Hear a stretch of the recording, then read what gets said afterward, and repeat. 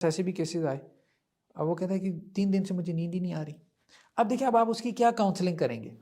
پہلے آپ اس کو سلانا ہے، یعنی اس کی ایک جسمانی ضرورت پوری کرنی ہے، وہ ایک مناسب نیند لے لے، پھر آپ کاؤنسلنگ کریں گے، اس کو سمجھائیں گے تو فائدہ ہوگا، ورنہ آپ 8 گھنٹے بھی اس کے ساتھ لگے رہیں تو کوئی فائدہ نہیں. اگر ایک بندے کا یہ مسئلہ ہے کہ وہ شرعی طور پہ وہ چارج ہو رہا ہے، یعنی اپنے ریلیجس بلیف سے یہ چیز لے رہا ہے، انرجی لے رہا ہے، اور ایموشنلی بہت زیادہ امبیلنس کریٹ ہو رہا ہے، تو کیا ہمیں علم کی بھی وہاں پہ ضرورت؟ جیسے آپ نے 3 فیکٹرز بتائے نا، تو کیا ہم علم کے ذریعے بھی اس کو مینیج کر سکتے ہیں؟ آپ کی خالہ کے جو وہ ایک کرایہ دار تھے، تو وہ ان کا بیٹا تھا، تو وہ مینٹلی ریٹارڈڈ تھا، اس نے اپنے آپ کو آگ لگا لی.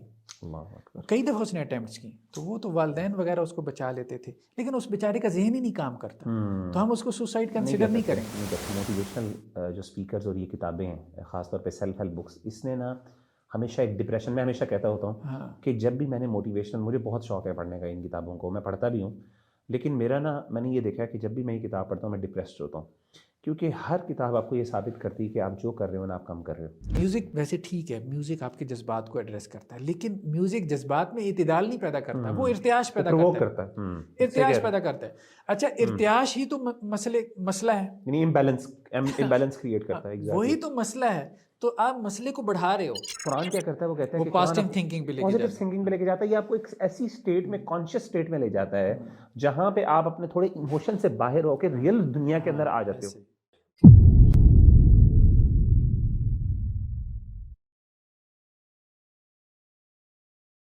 ڈاکٹر صاحب، ایک بہت اہم مسئلہ جو عام طور پہ میں فیس کرتا ہوں، خاص طور پہ جب ہماری انٹریکشن ہوتی ہے یوتھ کے ساتھ ایون، تو ڈپریشن بہت زیادہ بڑھ گئی ہے. اور میں پچھلے دنوں غالباً UN کی ریسرچ پڑھ رہا تھا، یونائٹڈ نیشنز کی، کہ بلکہ ورلڈ ہیلتھ آرگنائزیشن کی غالباً، کہ دنیا کے اندر ایک بڑے کازز آف ڈیتھ، یعنی اموات کی وجوہات میں سے ایک بہت بڑی وجہ ڈپریشن ہے. پوری دنیا میں عالمی سطح پہ یہ مسئلہ ہے. اور ہمارا مسلمانوں کا اس کے بارے میں جو پرسپیکٹیو ہے نا، وہ تھوڑا سا ڈفرینٹ اور یونیک بھی ہے. ہم یہ سمجھتے ہیں کہ ایک مسلمان کو ڈپریشن نہیں ہو سکتا، اور اس کی بہت سی وجوہات ہیں. قرآن مجید کی آیات ہیں، الا بذکر اللہ تطمئن القلوب، کہ اللہ کے ذکر کے ساتھ انسان کے دلوں کو اطمینان ملتا ہے. اور اس طریقے سے کئی احادیث بھی ہیں جس میں جب انسان ذکر کی مجالس میں ہوتا ہے تو فرشتے تھام دیتے ہیں، سکون نازل ہوتا ہے. صحیح احادیث موجود ہیں. تو ہم مسلمانوں کا اس کے بارے میں تھوڑا سا پرسپیکٹیو یہ ہے کہ ڈپریشن یا اس طرح کے جو نفسیاتی امراض ہیں، اس کی بنیادی وجہ گناہ ہوتے ہیں. اور وہ بندہ جو گناہوں سے بچتا ہے، اپنے آپ کو بچا لیتا ہے اور ذکر کے اندر انگیج رکھتا ہے اپنے آپ کو، رقیہ شرعیہ یہ والے معاملات کرتا ہے، تو وہ ان چیزوں سے بچ جاتا ہے اور اس کو یہ مسئلے نہیں ہو سکتے. لیکن اس کے باوجود ہم یہ دیکھتے ہیں، ایک ٹرینڈ دیکھ رہے ہیں بہت زیادہ بڑھتا ہوا، کہ ایون جو ریلیجس انڈیویجولس ہیں، جو پریکٹسنگ انڈیویجولس ہیں، وہ ڈپریشن کا شکار ہیں. نہ صرف ڈپریشن کا بلکہ انزائٹی کا بھی شکار ہیں. تو مطلب سوال میرا یہ ہوگا انشاءاللہ، اور میں اسی ٹاپک پہ ڈسکشن آج آپ سے کرنا چاہ رہا ہوں، کہ وہ کیا پرابلم ہے، کہاں پہ گیپ لائی کر رہا ہے، جہاں پہ ہم سمجھ رہے ہیں کہ کیا ہمارا پرسپیکٹیو ڈپریشن اور انزائٹی کے بارے میں ذرا غلط ہے، یا پھر واقعی ہم عمل کے اندر کوتاہی کر رہے ہیں، وہ اسباب ان کا خیال نہیں رکھ رہے جس کی وجہ سے ہم اپنے آپ کو بچا سکتے ہیں. یہی ساری بات انشاءاللہ میں آپ سے ڈسکس کرنا چاہتا ہوں. لیکن سب سے پہلے میں آغاز یہ کرنا چاہتا ہوں for the sake of understanding کہ depression, we need to define depression. Depression ہوتی کیا ہے، اور اس سے متعلقہ جو ٹرمز ہیں، انزائٹی وغیرہ، یہ ساری چیزیں جو ہم عام طور پہ یوز کرتے ہیں، تو تاکہ ہم جب یہ ورڈ یوز کریں تو ہماری آڈینس کو پتہ ہو کہ ہم کیا مراد لے رہے ہیں. بسم اللہ الرحمن الرحیم. دیکھیں، ہم بس بہت سادہ سے مفاہیم لے کے چلیں گے، کوئی ٹیکنیکل ڈیفینیشن میں نہیں پڑھتے.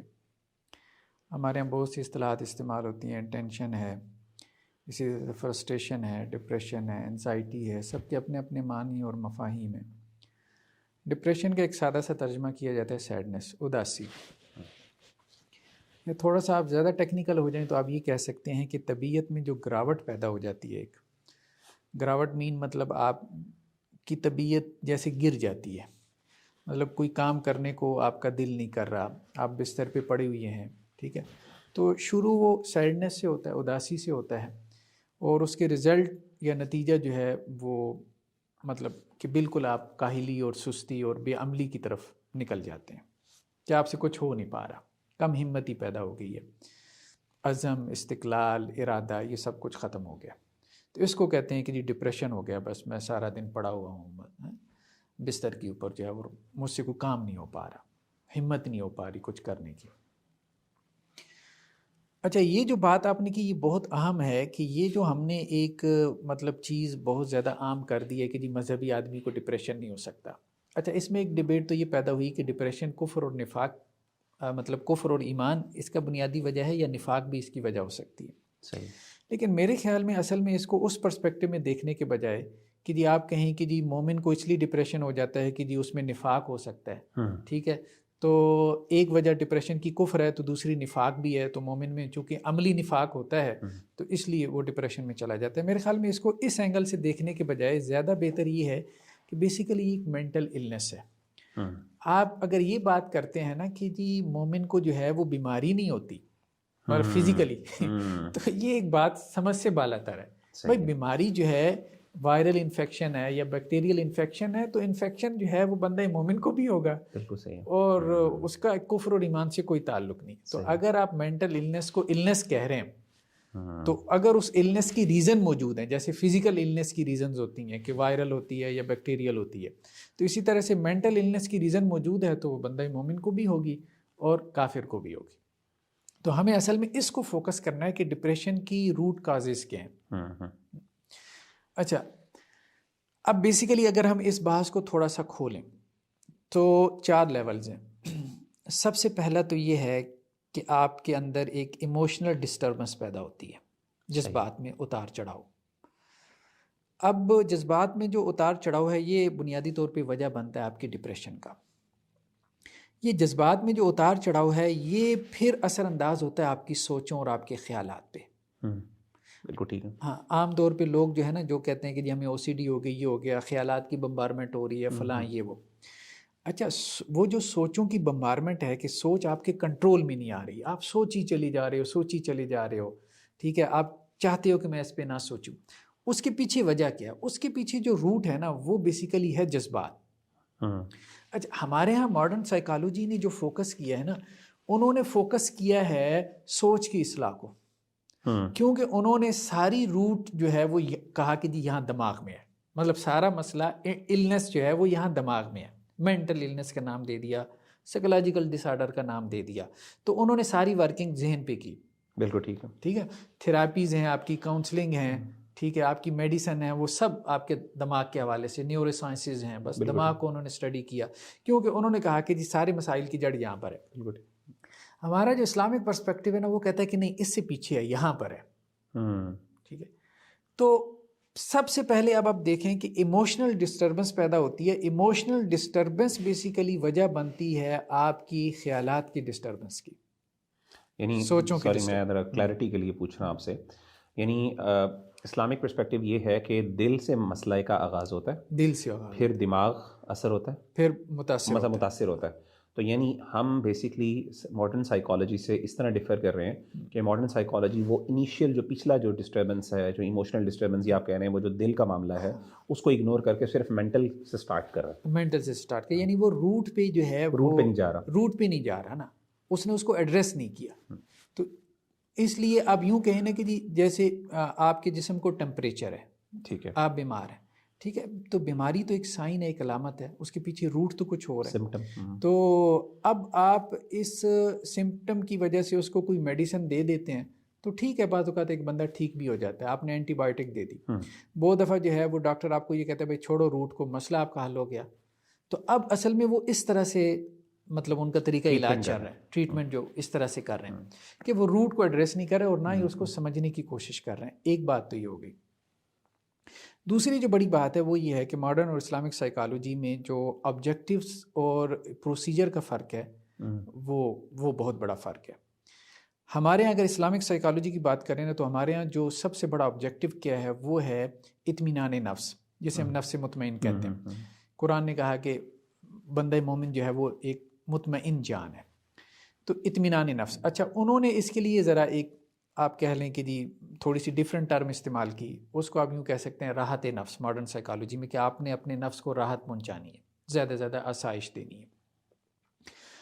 اچھا، ماڈرن سائیکالوجی نے راحت نفس کا جو طریقہ کار اختیار کیا وہ سارا کیپٹلزم کے اوپر بیس کر رہا ہے کہ ماڈرن سائیکالوجی، کیپٹلزم، میڈیا، آپ یوں کہہ لیں کہ یہ ایک انہولی ٹرینٹی ہے جو مل کے کام کر رہی ہے.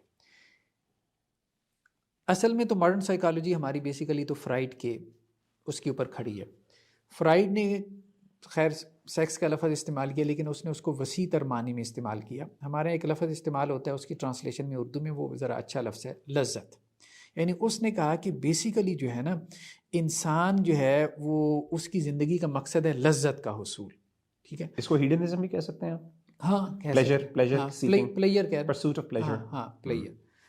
کیپٹلزم نے آ کے بتایا کہ بھائی یہ پلیئر حاصل ہوگا آپ کو دولت کے حصول سے. بالکل ٹھیک.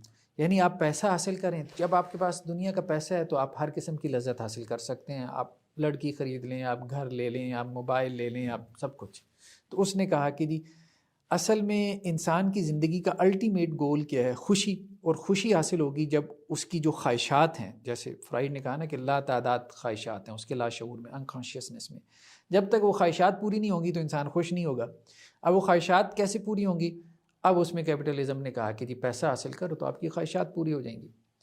تو یہ ماڈرن سائیکالوجی کا الٹیمیٹ آپ کہہ لیں کہ جو ان کا ایک گول ہے، آبجیکٹیو ہے، اور اس کا جو طریقہ کار انہوں نے نکالا. پھر اس میں میڈیا کی انڈسٹری انوالو ہو گئی اور انہیں بتایا کہ جی اصل تو یہی ہے، زندگی کا مقصد یہی ہے، پرپز آف لائف یہی ہے. نفس کو خوش رکھو. نفس خوش رہے گا جب اس کی خواہشات کی تسکین ہوگی. وہ خواہشات کی تسکین کے لیے آپ کو روپیہ پیسہ چاہیے. اب روپیہ پیسہ کمانے میں لگ جاؤ. ہمارے ہاں کیا، ہمارے ہاں لفظ زیادہ سوٹیبل اطمینان نفس ہے، مطمئن نفس. اچھا، مطلب آپ اس کو کنٹینٹمنٹ کے ساتھ بھی جوڑ سکتے ہیں، قناعت کے ساتھ بھی جوڑ سکتے ہیں. اچھا، اطمینان نفس کا جو طریقہ کار ہے ہمارے ہاں، وہ ایک لفظ کے اوپر کھڑا ہے. ایک لفظ کے اوپر جس سے پوری ہماری اسلامک سائیکالوجی کو آپ باندھ سکتے ہیں، اور وہ ہے ضبط نفس، سیلف کنٹرول. یعنی جس بندے کو یہ چاہیے کہ میں اندر سے مطمئن رہوں، یعنی انر پیس، اندر کا اسے سکون چاہیے.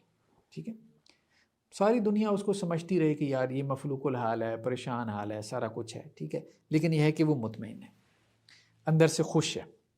تو یہ جو اندر کی خوشی اس کو چاہیے، تو یہ خوشی اس کو ملے گی سیلف کنٹرول سے. اس کے بغیر اس کو نہیں ملے گی.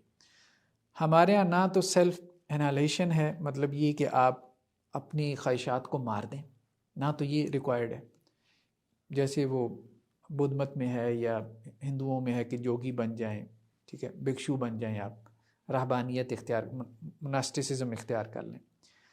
ترک دنیا ہمارے ہاں نہیں. نہ یہ ہے کہ آپ خواہشات کو جو ہے وہ بے ترتیبی انداز میں کنٹرول پورا کرنا شروع کر دیں. تو بیسیکلی ڈس آرڈر جو ہے وہ ڈس آرڈر پیدا کرتا ہے.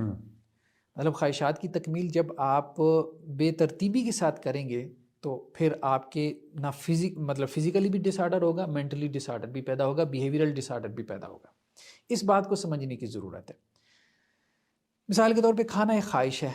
دین تو ہمارا منع نہیں کرتا کھانے سے، لیکن کہتا ہے بھائی کہ نفاست، جانوروں کی طرح مت کھاؤ. بالکل ٹھیک ہے. اسی طرح سے کھانے میں بھی کہا کہ جی حرام جانور ہیں، یہ شیر، چیتا ہے، ان کو کھانے سے کیا ہوگا کہ چونکہ ان کے اندر درندگی ہے تو وہ درندگی تمہارے اندر آئے گی. اسی طرح سے سیکس کی جبلت ہے، انسٹنکٹ ہے، تو اس کے بارے میں کہا کہ بھئی اس کا ایک طریقہ کار ہے، نکاح ہے، یہ سارا پروسیجر ہے. تو بیسیکلی اسلام نے کیا کیا ہے کہ ہماری خواہشات کو ایک آرگنائز وے میں پورا کرنے کا ایک پورا نظام دیا. میں اگر تھوڑا سا اس پوری ڈسکشن کو ذرا آسان الفاظ میں وضاحت کروں، اور please correct me if I am wrong. میری آپ کی اس پوری بات سے مجھے یہ سمجھ آیا کہ اسلام جو ہے وہ انسانی جو ڈیزائر ہے اس کو ریگولیٹ کرتا ہے. بالکل صحیح. نہ کہ اس کو کمپلیٹلی، یعنی جو کرسچن کا کانسیپٹ ہے ایبسٹیننس کا کانسیپٹ، کہ بالکل روک دینا، اس کے اوپر روک تھام لگا دینا کہ آپ یہ پوری کر ہی نہیں سکتے، یا یہ کوئی بری چیز ہے، یہ بری چیز ہے. جسے آپ نے کہا سیلف انہیلیشن کا لفظ آپ نے استعمال کیا، یعنی آپ بالکل اپنے نفس کو مار ہی دو بالکل. اور نہ ایک دوسری ایکسٹریم ہے جسے ہم ہیڈنزم کہتے ہیں کہ آپ کی پوری زندگی کا مقصد ہی پرسوٹ آف پلیجر ہو.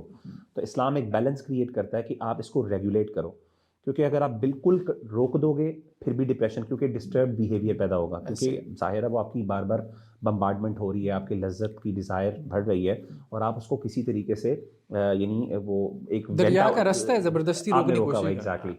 اور نہ آپ، اور ایک یہ ہے کہ آپ نے بالکل ہی کھلا چھوڑ دیا، آپ اسے کسی جگہ روک ہی نہیں رہے ہو، تو وہ بھی ڈسٹربنس کریٹ ہو رہی ہے.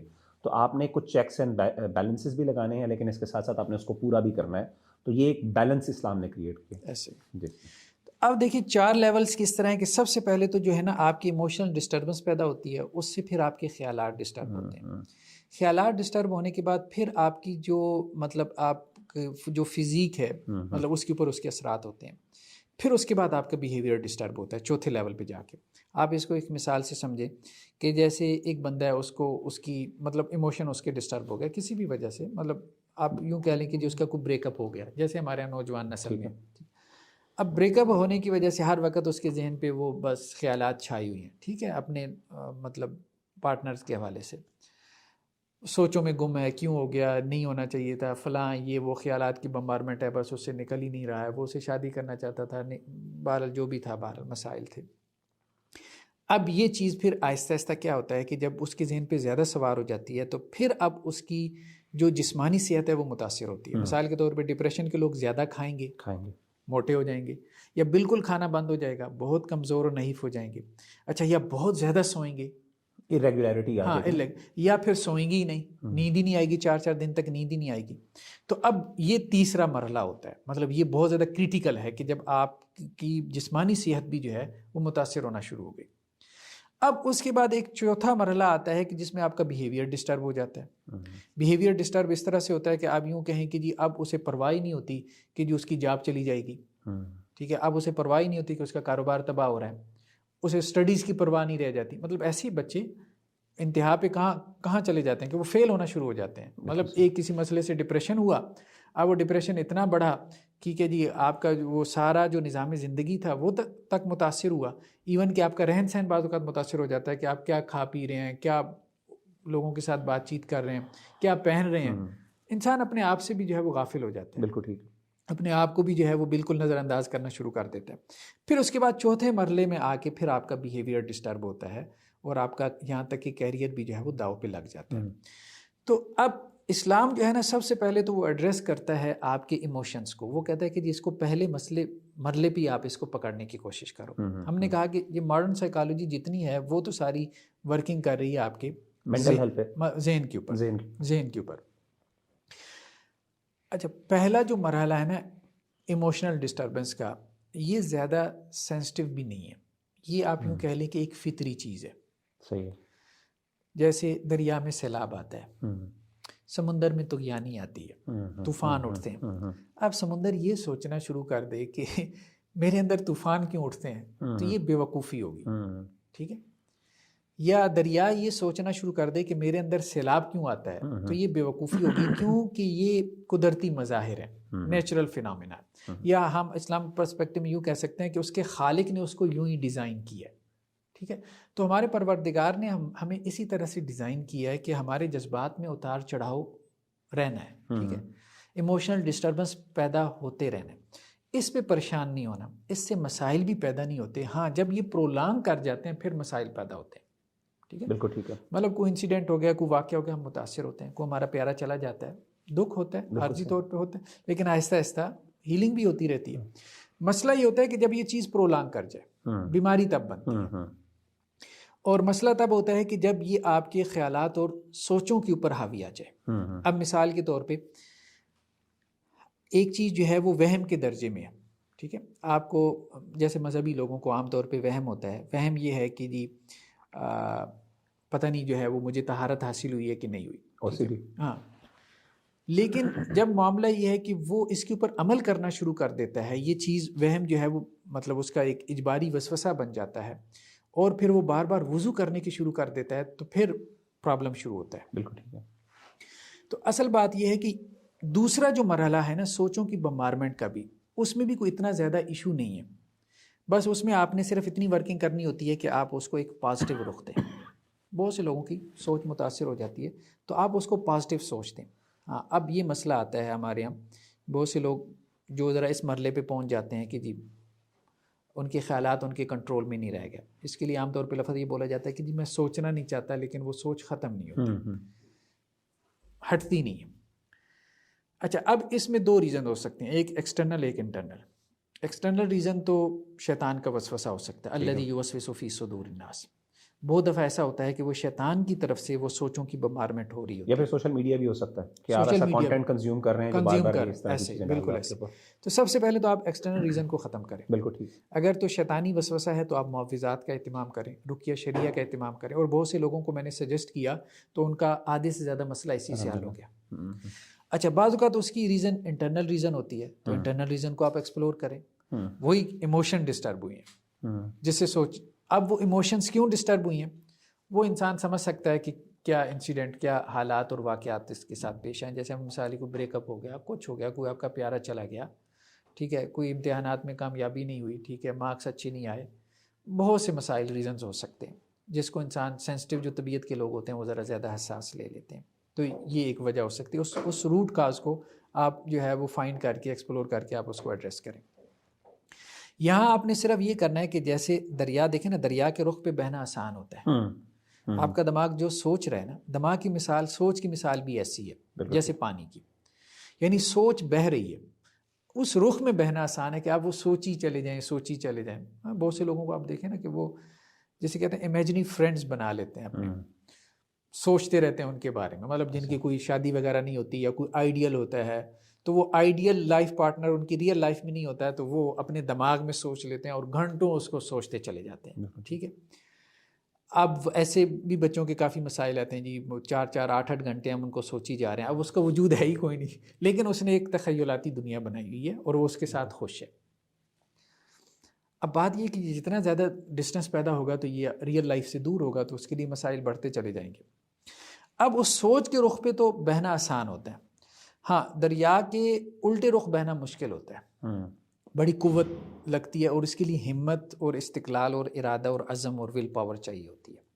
اصل میں جو ہے پازیٹیو تھنکنگ اسی کو کہتے ہیں کہ آپ نے دریا کے مخالف سمت میں سوچنا ہے. ٹھیک ہے, مشکل ہوگا, شروع میں ہو سکتا ہے آپ 2 سیکنڈ کے لیے سوچیں, 5 سیکنڈ کے لیے, پھر وہ آپ کو اپنی سوچ بہا کے لے جائے, لیکن آپ نے یہ کرنا ہے, یہ ہاتھ پاؤں آپ نہیں مارنے. تو پازیٹیو تھنکنگ بعض اوقات ہم لوگوں کو سجیسٹ کرتے ہیں بھائی آپ یہ نہ سوچو, تو وہ لوگوں کو مشکل بھی لگتا ہے. ٹھیک ہے, بہت دفعہ جب میاں بیوی کے آپس میں مسائل ہوتے ہیں, ٹھیک ہے, تو اب اس میں آپ نیگیٹو تھنکنگ بجائے جب ان کو کہتے ہیں پازیٹیولی سوچو تو وہ کہتے ہیں کہ جی اس سے تو مطلب ان کا کمفرٹ زون ہوتا ہے نا, جس طرح سے وہ سوچ رہے ہوتے ہیں ان کا کمفرٹ زون, تو ان سے نکلنے کے لیے ہمت کرنی پڑتی ہے. تو ڈپریشن سے نکلنے کے لیے دیکھیں سب سے بڑا ٹول آپ کے پاس وہ آپ کی ول پاور ہے, آپ کی ہمت ہے, آپ کا حوصلہ ہے. اگر آپ کے اندر وہ ہمت اور حوصلہ نہیں ہے تو آپ کے لیے نکلنا بہت مشکل ہو جاتا ہے. تیسرے مرحلے پہ جب آپ کو کم خوابی شروع ہو جاتی ہے, مطلب کم خوابی مطلب نیند آپ کی کم ہو جاتی ہے, آپ کی نیند ڈسٹرب ہو جاتی ہے, آپ کا کھانا پینا جو ہے وہ ڈسٹرب ہو جاتا ہے, یہ سارا آپ کا نظام جو ہے وہ ڈسٹرب ہو جاتا ہے. ٹھیک ہے, تو اس میں پھر ہمارے ہاں سائیکالوجسٹ کیا کرتے ہیں, میڈیسن تجویز کرتے ہیں. دیکھیں ایسے آدمی کو آپ میڈیسن تجویز کر سکتے ہیں کیونکہ اب اس کا یہ جسمانی مسئلہ بن چکا ہے. تو جسمانی, جیسے مثال کے طور پہ ایک بندے کو, اب میرے پاس ایسے بھی کیسز آئے, اب وہ کہتا ہے کہ 3 دن سے مجھے نیند ہی نہیں آ رہی. اب دیکھیں اب آپ اس کی کیا کاؤنسلنگ کریں گے, پہلے آپ اس کو سلانا ہے, یعنی اس کی ایک جسمانی ضرورت پوری کرنی ہے, وہ ایک مناسب نیند لے لے, پھر آپ کاؤنسلنگ کریں گے, اس کو سمجھائیں گے تو فائدہ ہوگا, ورنہ آپ 8 گھنٹے بھی اس کے ساتھ لگے رہیں تو کوئی فائدہ نہیں. ہو سکتا ہے آپ کو نیند کی دعا دینی پڑے اس کو. ہاں, تو یہ جو تیسرا مرحلہ ہوتا ہے کہ جس میں انسان کے ہیلتھ کے, فزیکل ہیلتھ کے ایشوز پیدا ہو جاتے ہیں, تو اس میں آپ میڈیسن تجویز کر سکتے ہیں.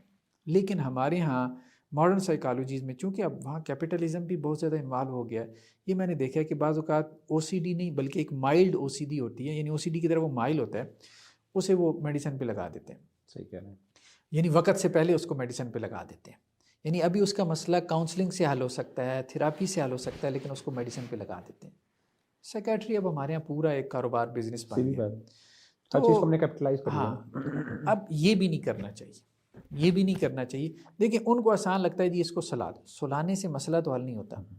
ٹھیک ہے, یہ تو وہی ڈرگز والا معاملہ ہے. ہمارے ہاں اسٹوڈنٹس کیا کرتے ہیں جی ڈرگز لینا شروع کر دیتے ہیں. ٹھیک ہے, اب ڈرگ وہ لے کے 8 گھنٹے کے لیے سو تو گیا, لیکن سونے کے بعد جب دوبارہ بیدار ہوگا تو مسئلہ تو اس کا وہیں کا کھڑا ہے, دوبارہ ڈپریشن شروع ہو جائے گا. تو اس لیے مسائل کو ایڈریس کرنے سے مسائل حل ہوتے ہیں, سونے سے مسائل حل نہیں ہوتے کہ آپ نے ڈرنک کر لیا, آپ نے جو ہے وہ کوئی شیشہ پی لیا, یا آپ نے جو ہے وہ چرس پی لی, افیون پی لی, یا آپ نے میڈیسن لے لی تو اس سے آپ کے مسائل حل ہو گئے. ہاں میڈیسن آپ بہت کریٹیکل آپ کہہ لیں کہ کنڈیشن میں آپ کوئی معمولی سی سجیسٹ کر سکتے ہیں, ورنہ میڈیسن مسئلے کا حل نہیں ہے. اس لیے میرے پاس جو بھی آتا ہے میں کہتا ہوں سب سے پہلے تو میڈیسن چھوڑو نا, تمہارا تو میڈیسن کا مسئلہ ہے ہی نہیں, تمہارا تو ابھی سوچوں کا مسئلہ اور تم میڈیسن لینے پہ بیٹھ گئے ہو, ٹھیک ہے. وہ تو تمہارا مسئلہ اگر فزیکل ہیلتھ کے اس کے اوپر مرلے پہ پہنچے تو پھر چلیں, کوئی بندہ کہتا ہے کہ اب تم جو ہے نا وہ میڈیسن لے لو کہ 4 دن سے جاگی ہوئی ہو. اب اس کے بعد جو بیہیویئرل مسئلہ اس کے بعد پیدا ہوتا ہے, ٹھیک ہے, جس کو آپ تھراپی سے یا کاؤنسلنگ سے جو ہے وہ ایڈریس کر سکتے ہیں. اچھا, اس میں اب سب سے اہم چیز جو ہے ایموشنز میں کیا چیز ہم ایڈریس کریں کہ جو اس کی روٹ کاز ہے. دیکھیں ہمارے ہاں ہمارے دین میں ایمانیات پہ بہت زیادہ محنت کی گئی ہے. اگر آپ اپنا ایمان کا معاملہ جو ہے وہ سیدھا کر لیں, مجھے بات یہ سمجھ میں آتی ہے, تو آپ کے ایموشنز میں اعتدال پیدا ہو جاتا ہے. ہم نے ایموشنز کو ختم نہیں کرنا اور ہم نے ان کو صرف افراط و تفرید سے بچانا.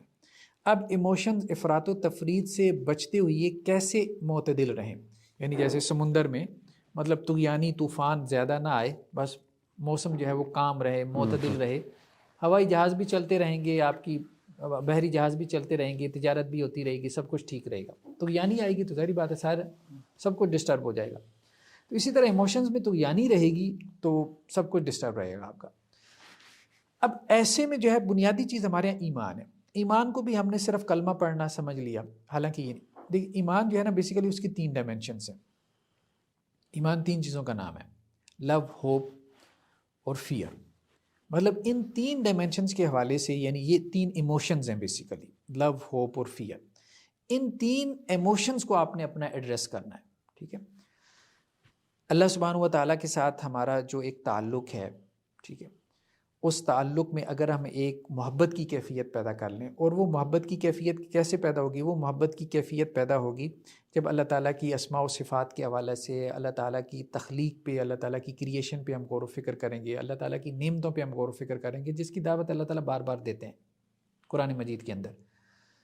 اگر آپ غور کرو گے تو ایک اللہ کے ساتھ ایک محبت کی کیفیت پیدا ہو جاتی ہے. آپ ایک سادہ سی مثال سے اس بات کو سمجھیں کہ آپ کہیں سڑک کے کنارے کھڑے ہیں اور ایک بندہ آتا ہے, ٹھیک ہے, آپ نے کہیں جانا ہے, تو آپ اس کو اشارہ کرتے ہیں اور وہ کیا کرتا ہے کہ گاڑی روکتا ہے اور آپ کو بٹھا کے لے جاتا ہے. 5-7 کلومیٹر کے بعد وہ آپ کو اتار دیتا ہے. آپ بڑے دھیان سے اس کا شکریہ ادا کرتے ہیں, بڑے تھینکفل رہتے ہیں. اور اسی طرح سے بہت دفعہ میں ہوتا ہے کہ آپ یہ کہتے ہیں کہ چلو میں بھی اس کے کچھ کام آ جاؤں. بہت چھوٹی سی بات ہے کہ کسی نے آپ کو لفٹ دے دی, ٹھیک ہے, اور انسان اتنا اس کا تھینکفل ہو جاتا ہے. اللہ تعالیٰ کی نعمتیں بے شمار ہیں, بہت زیادہ نعمتیں, صرف یہ ہے کہ آپ ریلیٹ نہیں کر پا رہے. آپ ریلیٹ نہیں کر, آپ کا تھنکنگ پروسیس شروع نہیں ہوا ان کے حوالے سے. یعنی آپ کورٹ کچہری کے سامنے سے گزر جائیں تو آپ اللہ کا شکر ادا کریں کہ کوئی کیس نہیں چل رہا میرا. آپ ہسپتال کے سامنے سے گزریں تو آپ اللہ کا شکر ادا کریں کہ یہاں 10 سال سے لوگ دھکے کھا رہے ہیں اور اللہ تعالیٰ نے مجھے بیماری سے بچایا ہوا. بہت ساری ایسی چیزیں ہیں مثال کے طور پہ جن کے اوپر ہم اللہ کا شکر ادا کر سکتے ہیں. صرف ہم نے چیزوں کو ریلیٹ کرنا ہے, ہم نے سوچنا ہے. ایک تو یہ ہے کہ یہ جو اللہ کے ساتھ ایک محبت کی کیفیت ہے اللہ تعالیٰ کے ساتھ تعلق میں, تو یہ ایکٹیویٹ ہونی چاہیے. یعنی ہماری یہ جو 3 قسم کے جذبات ہیں نا, بیسیکلی ہم نے ان میں اعتدال پیدا کرنا ہے. اور وہ اعتدال پیدا ہوگا, لو میں اعتدال پیدا ہوگا جب ہم اللہ تعالیٰ کا شکر ادا کریں گے. تو اللہ تعالیٰ کی جب ہم شکر گزار بندے بنیں گے نا, تو انسانوں کے ساتھ محبت سے اللہ نے ہمیں منع نہیں کیا. اب اس میں ایک توازن پیدا ہو جائے گا. ٹھیک ہے نا, یہ سارے جو بہت زیادہ اتار چڑھاؤ کے مسائل ہوتے ہیں جذبات میں, ایموشنز میں, یہ عموماً لائف, مثال کے طور پہ لائف پارٹنر کا لفظ تو ہم نہیں بولتے, وائفز کے ساتھ عموماً آپ کے نہیں ہوتے. زیادہ تر ہوتے ہیں جہاں آپ کے مثال کے طور پہ کوئی رومانس وغیرہ چل رہا ہے, وہاں پہ زیادہ اتار چڑھاؤ ہوتا ہے. ٹھیک ہے, اس کی وجہ یہ ہے کہ جب انسان کی شادی ہو جاتی ہے تو شادی کے بعد اب اس کے اوپر ایک رسپانسبلٹی بھی بڑھ جاتی ہے. اب اس رسپانسبلٹی کی وجہ سے کیا ہوتا ہے کہ اس ایموشنز میں ایک اعتدال پیدا ہو جاتا ہے. تو دین اسلام نے ہمیں جو بھی طریقے سکھائے ہیں اپنی جذبات کی تسکین کے حوالے سے, تو ان میں نظام ایسا بنا دیا کہ وہ معتدل طریقے سے آپ کی خواہشات پوری ہو رہی ہوتی ہیں اس پورے نظام میں گزرنے سے, اور معتدل طریقے سے آپ کے جذبات کی تسکین ہو رہی ہوتی ہے. ایون کہ آپ یہ جو سیکشول ڈرائیو ہے, اگر آپ اس کو سوچ لیں, جو باہر لوگ منہ ماری کرتے ہیں, ٹھیک ہے, ان کی وہ کبھی بھی پوری نہیں ہوتی. اچھا جو نکاح کے راستے سے پوری کرنے کی کوشش کرتے ہیں تو بہت حد تک اس میں انسان اعتدال میں رہتا ہے. ہاں یہ ہے کہ اپنے ماحول کی وجہ سے، فون ایڈکٹ ہونے کی وجہ سے، یا وہ چیزیں کچھ دیکھنے کی وجہ سے وہ اس کے دماغ پہ سوار ہو جائے تو وہ ایک علیحدہ بات ہے، وہ ایکسٹرنل فیکٹر ہے. تو ایک تو یہ ہے کہ اس نے اپنی محبت کے جذبے میں اعتدال پیدا کرنا ہے، اور وہ اللہ کے ساتھ جب اس کا تعلق بہتر ہوگا تو وہ پیدا ہوگا. اور اللہ کے ساتھ تعلق کب بہتر ہوگا؟ کہ جب وہ اس چیز پہ غور کرے گا کہ اللہ کی میرے اوپر نعمتیں اور احسانات کتنے ہیں، اور وہ اللہ تعالیٰ کا شکر گزار بندہ بنے گا. دوسرا جو اس کی امید کی کیفیت ہے نا، یہ بیسیکلی نبی کے ساتھ جو اس کا تعلق ہے، ٹھیک ہے، کیونکہ رسول اللہ صلی اللہ علیہ وسلم کو رحمۃ للعالمین کہا گیا، شافع محشر کہا گیا، ٹھیک ہے، شفاعت کا جو کانسیپٹ ہے یہ سب امید کے اوپر کھڑا ہے. تو نبی کریم صلی اللہ علیہ وسلم کی ذات کے ساتھ اس کا جو تعلق بہتر ہوگا، وہ سیرت کے مطالعے سے بہتر ہوگا، تو اس سے اس کی جو امید ہے، ایک امید انسان کی زندگی سے دیکھیں سیڈنس کب پیدا ہوتی ہے؟ جب آپ کی امید ختم ہوتی ہے، ٹھیک ہے، مطلب ڈپریشن کو ہم سیڈنس ہی کہہ لیں. اسی طرح سے محبت کا جذبہ انسان کے اندر بہت قوی ہے، اس میں جب اتار چڑھاؤ پیدا ہوگا تو وہ اس کے ڈپریشن کی وجہ بنے گا. اور تو اللہ کے رسول صلی اللہ علیہ وسلم کے ساتھ جو اس کا تعلق ہے، ٹھیک ہے، یعنی جسے ہم ایمان بالرسالت کہتے ہیں، اس کو وہ مضبوط کرے، ٹھیک ہے، اور وہ سیرت کے مطالعے سے مضبوط ہوگا. اور تیسری چیز ہے فیئر، خوف، اور وہ ہے ایمان بالآخرت، کہ مطلب ڈے آف ججمنٹ ہے، اللہ کے سامنے اس نے پیش ہونا ہے، حساب و کتاب ہے. تو ایمان بالآخرت کے حوالے سے اس کا وہ مطالعہ کرے خاص طور پہ، اور اس کا استحضار کرے، یعنی اپنے ذہن میں اس کو رکھے کہ جی میں نے ایک دن مر جانا ہے، اپنی قبر کو سوچے، کانسٹنٹلی ری وزٹ کرے. ہاں. تو یہ تین چیزیں. اچھا ان تین چیزوں پہ جب وہ محنت کرے گا، ایمان باللہ، ایمان برسالت، ایمان بالآخرت پہ، اس سے کیا ہوگا کہ اس کے یہ جذبات میں اعتدال پیدا ہوگا. ہم یہ سمجھنے کی کوشش کریں کہ بیسیکلی یہ سب وہ چیزیں ہیں کہ دین اسلام نے ہمیں ان کا حکم دیا، بس صرف ہم نے اس پہ ایک ڈیپ تھنکنگ کر کے ہم نے اس کو، آپ یوں کہہ لیں کہ ذرا شعوری طور پہ سمجھنے کی کوشش کر رہے ہیں کہ یہ چیزیں مطلب بلا وجہ نہیں ہے، کہ آپ اس کو ریشنلائز نہیں کر سکتے ایسی چیزوں کو. ان کا تعلق آپ کی نفس کی تسکین کے ساتھ بھی ہے. ڈاکٹر صاحب میں یہاں پہ ایک سوال پوچھوں گا آپ سے، کافی ڈسکشن ماشاء اللہ ہوئی، بہت سے پوائنٹس آپ نے ذکر بھی کیے. بعض لوگوں کی نا طبیعت حساس ہوتی ہے کافی زیادہ، اور یا پھر آپ ایک اور میں چاہتا ہوں کہ اس پہ ذرا ایڈریس کریں کہ جو حساس طبیعت والا ہے، جو بیچارہ بہت جلدی ایموشنل ہو جاتا ہے اللہ کی طرف سے، تو اس کو کس طریقے سے اپنے آپ کو ایک مینیج کرنا ہے. ایک تو میرا سوال یہ. دوسرا سوال میرا یہ ہے آپ سے کہ فار ایگزامپل ہم کچھ لوگوں کو اسی سے ریلیٹ کر لیں آپ، کہ کچھ لوگ ایکسٹریمسٹ ہوتے ہیں. تو مجھے آپ کی بات سے سمجھ آ رہی کہ جب آپ کے اندر اعتدال نہیں ہے، and when you going to the extremes, تو موسٹ لائکلی ہے کہ آپ شکار ہوں گے کوئی مینٹل ہیلتھ کے ایشو سے. ہم پورے اسکولز آف تھاٹ کو دیکھتے ہیں جن کے اندر جذباتیت بہت زیادہ پائی جاتی ہے. مثال کے طور پہ خوارج کا گروہ ہو گیا، ان کے آج کل کچھ ریمننٹس نظر آتے ہیں ہمیں. اسی طریقے سے ہمارے ہاں ایک گروہ ہے، یعنی جس میں مثال کے طور پہ مطلب چلے میں نام لے لیتا ہوں، شیعہ مذہب ہے، اس کے اندر جذباتیت بہت زیادہ پائی جاتی ہے. اب کچھ یعنی آپ کا دین آپ کو فوراً یعنی ایموشنلی وہ جو ہے نا چارج کر رہا ہے قسم کا. دین مطلب یہ کہ آپ کا جو ریلیجس بلیف ہے وہ آپ کو ایموشنلی چارج کر رہا ہے. پھر ہم اسی طریقے سے ایکسٹریمسٹ گروپس کی بات کرتے ہیں، جیسے آئیسس کی بات کر لی، یا ہم نے داعش وغیرہ کی بات کر لی. کیا آپ سمجھتے ہیں کہ یہ لوگ زیادہ پرون ہیں، یا پھر یہ ولنریبل ہیں، یعنی سینسٹیو ہیں، جس کی وجہ سے ہو رہا ہے، اور یہ زیادہ لائکلی ہے کہ وہ ان چیزوں کا شکار ہوں گے؟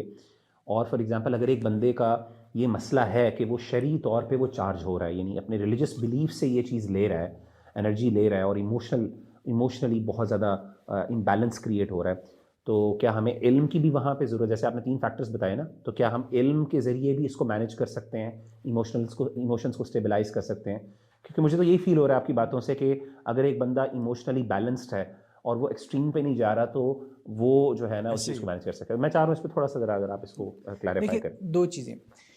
ایک بات ہم نے کہا، رسول اللہ علیہ وسلم کی ایک حدیث ہے نا کہ انسان کے جسم میں ایک ٹکڑا ہے، جی ٹھیک ہے، اگر وہ ٹھیک ہو جائے تو پورا جسم ٹھیک ہے. تو ہم نے کہا کہ اصل میں ہماری اسلامک سائیکالوجی تو بیسیکلی دل کو ہی فوکس کرتی ہے، دل کو فوکس کرتے ہیں، اس میں بہت واضح. اسی طرح آپ وسلم کی ایک اور حدیث ہے کہ اللہ تعالیٰ تمہاری صورتوں کو نہیں دیکھتا، وہ تمہارے دلوں کو دیکھتا ہے. ٹھیک ہے. تو وہ دل بھی اس لیے فوکس ہے کہ دل جذبات کی جگہ ہے، ٹھیک ہے. شاعروں نے جو ہے مطلب ساری شاعری مطلب دل کے اوپر ہی کی ہے. تو اب یہ ایموشنل ڈسٹربنس ہم کہہ رہے ہیں کہ یہ ساری مینٹل ڈس آرڈر کی وجہ ہے، ایموشنل ڈسٹربنس روٹ کاز. لیکن ایک اور حدیث ہے جس میں آپ صلی اللہ علیہ وسلم فرمایا ایاکم الغلو فی الدین، دین میں غلو سے بچو. بالکل ٹھیک ہے. تو جذبات میں بھی اعتدال، بالکل ٹھیک. یہی ہمارے دین میں پسندیدہ ہے اور یہی ہمارے دین کا رویہ ہے اور مطلوب ہے، ریکوائرڈ ہے. ہاں یہ جو ایکسٹریمسٹ پیدا ہوئی ہے جذباتی اعتبار سے، جیسے آپ نے خارج کا تذکرہ کیا، اسی طرح سے جو ہے وہ آپ کہہ لیں کہ جی تحریک طالبان پاکستان میں بھی کچھ ایسا عنصر ایلیمنٹ پیدا ہو گیا تھا، داعش وائش کا ذکر آ گیا. تو اب یہ جو سارے ان کے اندر اتنی جذباتیت پیدا ہوئی تو یہ کہاں سے آ گئی؟ دیکھیں اس میں دو چیزیں ہو سکتی ہیں، یا تو اس کے جو فیکٹرز ہیں وہ انٹرنل ہوں یا ایکسٹرنل ہوں. وہ آپ نے پہلے بتایا. ہاں ایکسٹرنل فیکٹرز میں کیا ہو سکتا ہے؟ ایکسٹرنل فیکٹر میں تو آپ کا انوائرمنٹ ہو سکتا ہے، مختلف قسم کے نظریات ہیں، مختلف قسم کے اسکول آف تھاٹس ہیں جو آپ کے اندر وہ ایکسٹریمزم پیدا کر دیتے ہیں. ٹھیک ہے. ٹھیک ہے، مطلب آپ نے وہ اب آپ کو اس ایکسٹریمزم کو، یا یہ جو ایکسٹریمزم جو ہے جو آپ کو ایک بلیف سسٹم سے ملا ہے، ایک تھاٹ سسٹم سے ملا ہے، تو اس کو ختم کرنے کا طریقہ کار یہی ہے کہ آپ ایک کاؤنٹر نیریٹو دیں. ٹھیک ہے، آپ کلیئرٹی پیدا کریں. جب بہت سارے لوگ جن کو وساوس پیدا ہوتے ہیں، جو ان وساوس کی وجہ سے ڈپریشن کا شکار ہو جاتے ہیں، تو میں انہیں کہتا ہوں کہ بھائی آپ علم حاصل کریں، کلیئرٹی لے کے آئیں. آپ کو نماز کے مسائل میں شبہات پیدا ہو رہے ہیں، آپ کو اور مسائل میں، ہر مسئلے میں ان کو جو ہے نا کوئی کفریہ خیال آ رہا ہے. مثال کے طور پہ سیرت کا مطالعہ کر رہے ہیں، وہ کہہ رہے ہیں جی ہم یہ حدیث پڑھتے ہیں تو کفریہ خیالات آنا شروع ہو جاتے ہیں، یہ اعتراضات آنا شروع ہو جاتے ہیں، تو کیا کریں؟ کلیئرٹی لیں. ٹھیک ہے، تو بعض اوقات وہ جو مسائل آپ کے پیدا ہو رہے ہیں وہ ناقص علم کی وجہ سے پیدا ہو رہے ہیں، یا وہ شیطان کے وسوسے کی وجہ سے پیدا ہو رہے ہیں. یہاں سے شروع ہو رہا ہے. جب یہاں سے شروع ہو رہا ہے تو ایڈریس بھی اسی کو کرنا ہے. بالکل ٹھیک ہے، دماغ کو ایڈریس کرنا ہے. اور دماغ کو ایڈریس کرنے کے لیے ہے کہ آپ جو اس کا صحیح نالج ہے، پراپر نالج ہے، وہ آپ حاصل کریں. تو وہ بہت سارے لوگوں کو، اب جیسے میں کیا کرتا ہوں، اپنی کمپیریٹیو فقہ ہمارے 50+ کلاسز ہو چکی ہیں، اس میں سارے طہارت کے سارے مسائل آ چکے ہیں. تو میں کہتا ہوں آپ اس کو ایک لحاظ سے گو تھرو کریں تو آپ کے یہ سارے شبہات جو ہے وہ دور ہونا شروع ہو جائیں گے، وجہ اس کے کہ جی ہر مسئلے میں اب ایک عالم سے رابطہ کرنا شروع کر دیں. اچھا بعض اوقات اس کی وجہ انٹرنل ہوتی ہے. ہاں یہ ہو سکتا ہے، جیسے ابھی آپ نے بات کی کہ ایک انسان کے جینز میں یہ چیز موجود ہو کہ وہ پیدائشی طور پہ حساس. لیکن دیکھیں یہ النس ہے اور لوگ بیمار پیدا نہیں ہوتے، لوگ صحت مند ہی پیدا ہوتے ہیں. ہاں کچھ لوگ معذور پیدا ہوتے ہیں، ٹھیک ہے مان لیا. لیکن اب ایسے لوگ جو کہ معذور پیدا ہوتے ہیں، یعنی فزیکلی معذور ہوں، ٹھیک ہے ہوتا ہے. اسی طرح سے بعض لوگ جو ہے آپ کہہ سکتے ہیں کہ پیدائشی طور پہ ذہنی اعتبار سے معذور ہوں یا ایموشنلی معذور ہوں، ہو سکتا ہے. بالکل ٹھیک ہے، فزیکلی ہو سکتا ہے، ایموشنلی بھی، مینٹلی بھی ہو سکتا ہے. مینٹلی ریٹارڈڈ بچے بھی پیدا ہوتے ہیں. بالکل صحیح.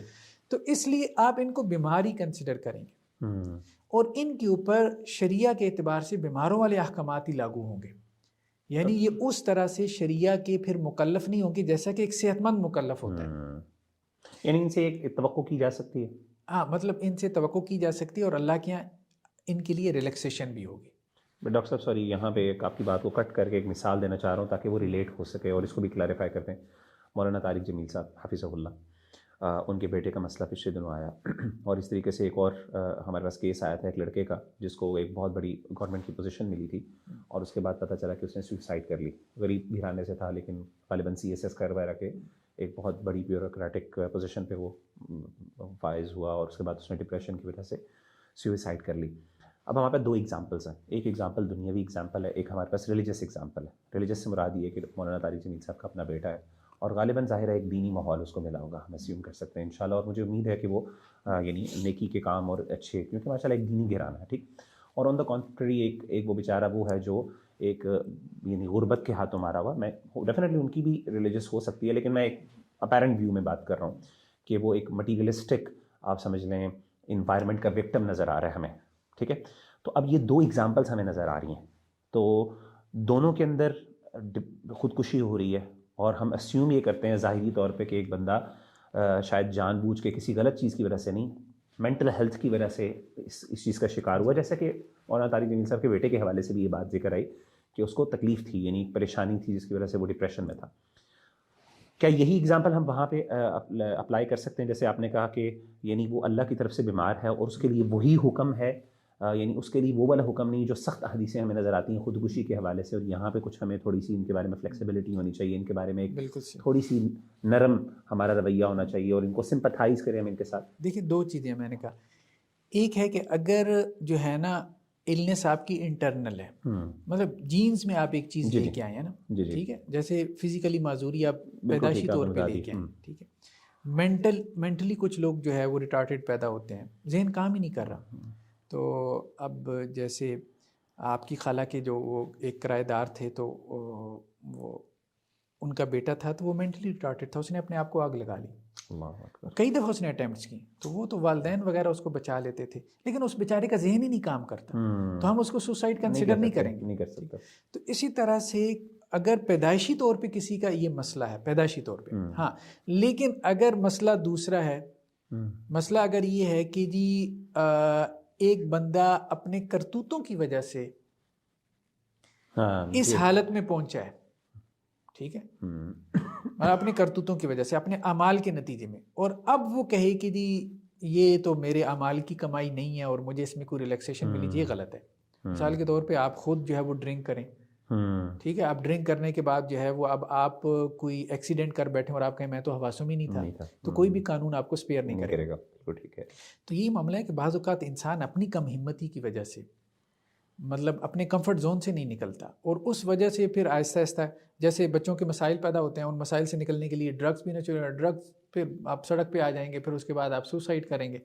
اب یہ جب آپ نے آہستہ آہستہ اپنے آپ کو خود تباہی کے دھانے تک آپ لے کے گئے ہیں، اور آپ کے پاس واپسی کے راستے تھے اور لوگ آپ کو سمجھا بھی رہے تھے اور آپ نہیں آ رہے تھے، تو پھر تو آپ وہاں پہ آپ ذمہ دار ہوں گے. ہاں ذمہ دار ہیں. اچھا، ایک بڑا سینسٹیو سوال آپ سے کرنا ہے، بہت سینسٹیو سوال ہے، اور یہ پوائنٹ آف ڈبیٹ بھی ہے انٹرنیشنل فورمز کے اوپر بھی، اور بہت زیادہ سوشل میڈیا کے اوپر بھی. میں خود اس کا ایک دفعہ پارٹیسپینٹ رہا ہوں اس ڈسکشن اور ڈبیٹ کا. اللہ کے رسول صلی اللہ علیہ وسلم کو کیا ڈپریشن ہوا تھا کہ نہیں؟ یہ بڑی ایک حساس سوال ہے. اگین ایک ڈسکلیمر کے ساتھ کر رہا ہوں، اور اگین مجھے پتہ ہے کہ اس کے ساتھ سینسٹیوٹیز کیا کیا کچھ اٹیچڈ ہے، لیکن یہ بڑا ویلڈ کوسچن ہے کہ ہمیں کچھ ایسی روایات بھی ملتی ہیں، جیسے کہ کچھ آیات کے اندر اشارہ بھی ملتا ہے، لعلک باخع نفسک علی آثارہم ان لم یؤمنوا بہذا الحدیث اسفا، مثال کے طور پہ سورہ کہف ہو گیا. کچھ احادیث بھی ہیں، اگرچہ علماء نے اس پہ کلام بھی کیا ہے، کچھ غالباً صحیح حدیث میں بھی اشارہ ملتا ہے. وہ اللہ کے رسول کی کنڈیشن کیا تھی؟ کیا وہ ہم اس کو ڈپریشن کہیں گے، یا پھر وہ ایک صرف جیسے آپ نے شروع میں کہا، وہ لیولز بتایا آپ نے کہ وہ شروع کا ایک ایموشنل امبیلنس تھا، جو ایک فطری چیز ہے، وہ جو آپ کہہ رہے تھے کہ جو ہے نا سمندر کے اندر ایک طغیانی آتی ہے، لیکن وہ مطلب it goes on, the life goes on, تو وہ اینڈ تک وہ چوتھے لیول پہ جہاں پہ بیہیویئرل ایشوز شروع ہو جاتے ہیں یا پھر فزیکل ایشوز شروع ہو جاتے ہیں، اس لیول تک نہیں پہنچتا. کیا آپ سمجھتے ہیں اس چیز کو؟ دیکھیں اصل میں اس کو تو ہم ڈپریشن نہیں کہہ سکتے، لعلک باخع نفسک الا یکونوا مؤمنین، اس کو ڈپریشن نہیں کہہ سکتے. یہ تو اب دیکھیں نا کہ ایک خیرخواہی کا جذبہ ہے جو حد سے زیادہ بڑھ گیا ہے کہ سارے لوگ ہی ایمان لے آئیں، ٹھیک ہے. ہاں، ایک جو حدیث آتی ہے صحیح بخاری کی کہ جی آپ صلی اللہ علیہ وسلم نے کوئی سوسائڈ کی اٹیمپٹ کی کوشش کی. اچھا، پہلی بات تو یہ ہے کہ وہ بلاغات زہری میں سے ہے، اس کو کہتے ہیں بلاغات زہری، یعنی امام زہری کہتے ہیں کہ بالغانی. تو امام زہری چونکہ تابعی ہیں تو وہ روایت مرسل ہے، یعنی ڈسکنیکٹڈ ہے، ٹھیک ہے. تو اس لیے ایسی کوئی روایت ثابت نہیں ہے. اچھا چلیں، اگر ہم اس کو ایک مرسل روایت کے طور پہ لیتے ہیں کہ بعض فقہا نے مرسل روایت کو بھی لیا ہے، اگرچہ وہ کہتے ہیں کہ جی ہم اس سے استدلال کر سکتے ہیں. تو اگر ہم اس کو سمجھنا چاہیں، پہلی بات تو یہ ہے کہ وہ حدیث جو ہے وہ ضعیف ہے، ویک رپورٹ ہے، لیکن اگر ہم اس کو سمجھنا چاہیں کہ آپ صلی اللہ علیہ وسلم نے وہ کیا کیا کہ مطلب اپنے آپ کو پہاڑ سے گرانے کی کوشش کی، اگر آپ اس کو ریشنلائز کرنا چاہیں، دیکھیں اللہ کے رسول صلی اللہ علیہ وسلم پہ پہلی وحی آئی اور اس کے بعد وحی کا سلسلہ بند ہو گیا، تو یہ فترت وحی کا زمانہ تھا. اچھا، پہلی وحی میں پہلی مرتبہ اپنے پروردگار کے ساتھ ہم کلام ہونے کا ایک ایکسپیرینس ہے. اور وہ دیکھیں حضرت موسیٰ علیہ السلام کا واقعہ بھی اگر ہم ذہن میں رکھیں تو جب انہیں ہم کلام ہونے کا شرف حاصل ہوا تو انہوں نے فوراً کہا ارنی، یا اللہ اپنا آپ دکھا دے مجھے. تو اللہ تعالیٰ نے کہا کہ نہیں آپ نہیں دیکھ سکتے، لیکن انہوں نے اصرار بھی کیا تو اللہ نے تجلی ڈالی اور وہ پہاڑ ریزہ ریزہ ہو گیا. اب یہ جو ایک تعلق قائم ہو گیا تھا نا، اب اس تعلق میں ایک جو ہے وہ انقطاع آ گیا، ایک گیپ آیا، ایک گیپ آ گیا. ہاں، وہی جو ابھی ہم بات کر رہے تھے نا کہ جی ایک ایموشنل جیسے ڈسٹربنس پیدا ہو جاتی ہے، جیسے آپ کا بریک اپ ہوتا ہے، ٹھیک ہے. اب اللہ کے ساتھ تعلق، یہ بریک اپ اصل میں آیا ہے اللہ کے ساتھ تعلق میں. تو گویا اللہ کے رسول صلی اللہ علیہ وسلم کی کیفیت یہ تھی کہ جب اللہ کے ساتھ تعلق ختم ہو گیا تو پھر اس زندگی کا فائدہ سبحان اللہ. یعنی اس کو ایک پازیٹیو وے میں دیکھیں. پازیٹیو وے میں اب دیکھیں کہ اللہ کے ساتھ تعلق کے بغیر زندگی بے معنی ہے, میننگ لیس ہے. یہی تو نبی سکھانے کے لیے آتا تھا. صحیح کہہ رہے ہیں. یہی تو نبی یہ تو سکھانے بالکل کے لیے. پیراڈائم چینج ہو گیا نا. یعنی یہ ایسے ہی, اور یہی کام پھر اگر ہم دیکھیں تو یہ تو میں کئی ایگزامپلس نظر آتی ہیں, جیسے کہ احد کے موقع پر صحابہ نے کہنا شروع کر دیا تھا کہ بھائی اب اللہ کے رسول نہیں رہے تو تلواریں پھینک دی کہ اب ہمارے ساتھ ایک قسم کی وہی کیفیت ہو گئی کہ اب سب کچھ ختم ہو گیا, مقصد زندگی ختم ہو گیا. لیکن اس میں بھی ہمارے دین نے یہ بات کہی ہے کہ دیکھو بات یہ ہے کہ اللہ کے ساتھ جو تعلق ہے نا, اس میں اللہ کو اس طرح سے ریکوائرڈ ہے جس طرح سے اللہ تعالیٰ چاہتے ہیں. یعنی اس کو معتدل انداز کہ اللہ تعالیٰ جب تک چاہتے ہیں تو تم نے زندہ رہنا ہے. ٹھیک ہے, جیسے اللہ کے وسلم کو بھی اختیار دیا گیا نا کہ آپ اللہ کی رفاقت کو پسند کرتے ہیں پھر زندہ رہے, تو آپ وسلم نے اللہ کی رفاقت کو پسند کیا. تو یہ بہرحال اللہ کے ساتھ تعلق میں بھی ہمارا اتار چڑھاؤ تو رہتا ہے, سیدھی سی بات ہے. جزاک اللہ خیر. بڑا اچھا آپ نے پیراڈائم شفٹ کیا, اور یہ بڑا امپورٹنٹ ایک سوال تھا جو بڑے لوگ بیچارے پوچھتے ہیں اس بارے میں. اچھا, آپ کی وہ پچھلی بات میں مجھے ایک بات ذہن میں آئی کہ ابھی ہمارے ہاں ٹویٹر پہ جو ہے وہ ان کا سندیپ, جی بالکل, سندیپ مہاشویری شاید نام ہے پورا ان کا, بالکل, ان کا ایک ٹویٹ کافی جو ہے وہ ڈسکشن میں آ رہا ہے. کوئی 27 ملین ان کا سبسکرائبر ہے, بہت بڑے موٹیویشنل اسپیکر ہیں. موٹیویشنل اسپیکرز ان کو سنتے ہیں. انہوں نے ٹویٹ یہ کیا کہ لوگ سمجھتے ہیں کہ میں پوری دنیا کو ڈپریشن کے علاج بتاتا ہوں, تو میں بتانا چاہتا ہوں کووڈ کے بعد میں خود ڈپریشن میں ہوں. اب سندیپ کو بھی آپ چھوڑیں, آپ دنیا میں آپ یوں سمجھ لیں کہ جو ٹاپ کے ناولسٹ ہیں, آرٹسٹ ہیں, میوزیشنز ہیں ایون کے, آپ مطلب 21ویں صدی کے آپ نکال کے دیکھ لیں, 20ویں صدی کے نکال کے دیکھ لیں, جنہوں نے سوسائڈ کی ہے. ایسے سب سے بڑی مثال ہمارے پاس اس کی ہیمنگ وے کی ہے, the old man and the سی. مطلب آپ اس کو پڑھیں تو وہ عزت, ہمت اور استقلال کہ آپ نے زندہ رہنا, اس کا ایک استعارہ ہے جس طرح سے اس نے اس کو کر دیا. میں نے یہ ناول ڈاکٹر صاحب پورا پراپر ایک اے لیولس کے اندر پڑھا تھا, اور مجھے یاد ہے کہ اس کے اندر جو یعنی وہ جو ایک جذبہ اور ہمت کا سبق ہے, اور بڑا یعنی ایک عجیب ایک آپ سمجھ لیں ایک آئرنی ہے, اور ایک ہمیں نا ایک قسم کا پیراڈاکس نظر آتا ہے کہ یار یہاں پہ ایک طرف یہ ایک بندے کے نظریات, اور ظاہر ہے ایک بندہ جب تک ان نظریات کو انٹرنلائز نہیں کرتا وہ اتنا پاورفل امیج کریٹ نہیں کر سکتا, تو کیسے یہ بندہ خود اس چیز سے سفر کر رہا. 15 دفعہ اس کی تھیراپی ہوئی, اور اس کے بعد اس نے سوسائڈ کی. ٹھیک ہے, اور اسی طرح جاپان کے اور اسی طرح اور بڑے ناولسٹ ہیں, میوزیشنز کی آپ کے جارڈن پیٹرسن کو دیکھ لیں, بڑے مشہور وہ ہیں, وہ خود ڈپریشن سے یعنی علاج کروا چکے ہیں سائیکالوجی کے, دنیا کو موٹیویشنل وہ ان کی کتابیں آپ دیکھیں, وہ یہ بہت عام چیز ہے کہ اس کو ہمارے یہاں لوگ یہ کہتے ہیں کہ جی میوزک اس کا علاج ہے, ڈپریشن سے آپ کو نکالے گا. نہیں, ایسی بڑے بڑے میوزیشنز نے کیا تھا. میوزیشین نے جو ہے وہ مطلب اپنا سوسائڈ کی ہوئی ہے. اس چیز کو ذرا دیکھنے کی ضرورت ہے کہ یہ لوگ کیوں نہیں نکل پائے. اور پھر ہم اس کی طرف بھی آتے ہیں کہ ریلیجس لوگ, جب آپ یہ سجیسٹ کر رہے ہو کہ جی ریلیجن یا ایمان اس سے نکلنے کا رستہ ہے, تو آپ کے اپنے لوگ اس میں پھنسے ہوئے ہیں. آپ ذرا اس مسئلے کو بھی تو حل کرو. دیکھیں اس میں پھر وہی وجہ ہے کہ ان لوگوں نے جو ہے نا اگرچہ جذبات کے اوپر کام بھی کیا, آرٹسٹ جو ہے اس کا تو موضوعی جذبات ہوتا ہے, لیکن مسئلہ پھر وہی ہے کہ جذبات کے اعتدال کے حوالے سے جو نظام ہمارے ہاں ہمارے دین نے دے دیا ہے نا, وہ ان کے پاس نہیں, وہ ان کے پاس نہیں ہے. ٹھیک, تو وہ جب تک آپ کے جذبات میں اعتدال پیدا نہیں ہوگا, آپ تھراپیز کرواتے رہیں, کاؤنسلنگ کرواتے رہیں, یہاں پہ آپ اس کو ایڈریس کرتے رہیں, آپ کے مسائل حل نہیں ہوگے, کیونکہ آپ روٹ پہ جو ہے وہ اچھا. میوزک ویسے ٹھیک ہے, میوزک آپ کے جذبات کو ایڈریس کرتا ہے, لیکن میوزک جذبات میں اعتدال نہیں پیدا کرتا, وہ ارتعاش پیدا کرتا ہے, ارتعاش پیدا کرتا ہے. اچھا, ارتعاش ہی تو مسئلہ ہے, یعنی امبیلنس کریٹ کرتا ہے, وہی تو مسئلہ ہے. تو آپ مسئلے کو بڑھا رہے ہو. یعنی غزل جو ہے سننے سے کیا ہوگا, آپ کی سیڈنس بڑھے گی. بالکل, مطلب آپ سیڈ ہو نا, وہی آپ کے ذہن میں جو چل رہا ہے آپ اسی کو ریلیٹ کر رہے ہیں, اور مزید وہ چیز انٹینسیفائی ہو رہی ہے, تو آپ کی سیڈنس بڑھ رہی ہے, تو مسئلہ تو آپ کا بڑھ ہے. ٹھیک ہے, صحیح ہے. تو وقتی طور پہ آپ کو شاید ایسے لگ رہا ہے کہ ہیلنگ ہو رہی ہے, لیکن وہ ہیلنگ نہیں ہو رہی. اصل میں ہیلنگ اصل میں ہوگی جب آپ کے جذبات میں کوئی ماڈریشن پیدا ہوگی, اعتدال پیدا ہوگا, جب وہ توازن میں آئیں گے. اور توازن میں دیکھیں, توازن میں آنے کا پھر ہمارے یہاں تو پورا ایک نظام ہے نا. سب سے پہلے صحبت صالحین, آپ نیک لوگوں کی صحبت میں رہیں, بہت بڑا ایک نظام ہے. پھر ہمارے یہاں عبادات کا پورا نظام ہے. پھر ہمارے یہاں جو پورا بلیف سسٹم ہے, یہ بھی بیسیکلی ہمارا سوچ میں توازن پیدا کرنے کے لیے. عبادات کا نظام ہے, صحبت کا نظام ہے, یہ سب بیسیکلی توازن کے لیے سب کچھ جو ہے وہ کام کر رہا ہے. تو وہاں تو اصل میں مسئلہ یہ ہے کہ ان کے سامنے تو یہ سارا سولوشن ہے نہیں. اچھا ہمارے یہاں مذہبی لوگوں کو کیوں ہو جاتا ہے؟ دیکھیں مذہبی لوگوں کا نا جہاں تک میں نے غور کیا سب سے بڑا مسئلہ یہ ہے کہ جس کو وہ دین سمجھ رہے ہوتے ہیں نا وہ اصل میں دنیا ہے. مثال کے طور تھوڑا پہ سا ایلیبریٹ کریں. ہاں جی. مثال کے طور پہ اطمینان نفس ہمارے یہاں کیسے پیدا ہوگا؟ ہمارے یہاں جو پوری ہم اگر اس کو تھیورائز کریں تو وہ اس کو پرسوٹ آف ہیپینس کہہ رہے ہیں, ہم اس کو اطمینان نفس کہہ رہے ہیں. ٹھیک ہے, ہمارے یہاں یہ کہ اطمینان نفس جو ہے وہ دو چیزوں پہ کھڑا ہے, ضبط نفس, ٹھیک ہے, اور دوسرا جو ہے قناعت کے اوپر. اچھا ضبط نفس میں تو ایک مذہبی آدمی اچھا ہو سکتا ہے, ٹھیک ہے, مطلب اس نے اپنے آپ کو روزے پہ لگایا ہوا ہے, چیزوں سے روکا ہوا گناہ ہے. سے بچایا ہوا ہے. بعض اوقات وہ قناعت میں مار کھا جاتا ہے. یعنی ان ادر ورڈس میں سمجھا یہ ہوں کہ وہ اس ایموشنل کا ایک وے آؤٹ جو ہے جو جائز بعض اوقات اسی کو نہیں کر رہا, یہ مطلب ہے اس مراد, مطلب قناعت اب یوں کنٹینٹمنٹ. G please. مثال کے طور پہ ابھی جو یہ آیت بھی آئی تھی لعلک باخع نفسک الا یکونوا مؤمنین, اللہ تعالیٰ نے اپنے رسول صلی اللہ علیہ وسلم کو سمجھایا.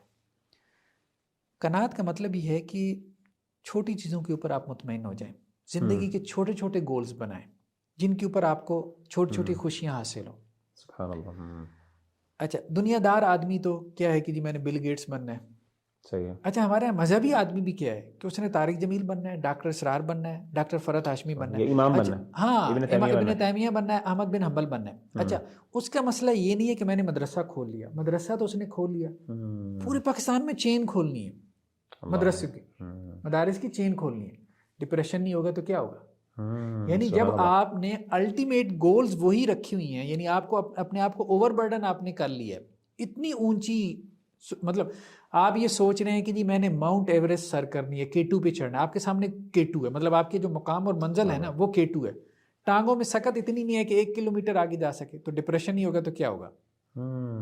نہ آپ کے پاس صلاحیت ہے پوری دنیا کی اصلاح کرنے کی, ٹھیک ہے, یا پوری دنیا میں ویلفیئر کا نظام چلانے کی, یا اس میں خلافت قائم کرنے کی, یا عدل کے نظام کو کھڑا کرنے کی, یا ظلم کے خاتمے کی.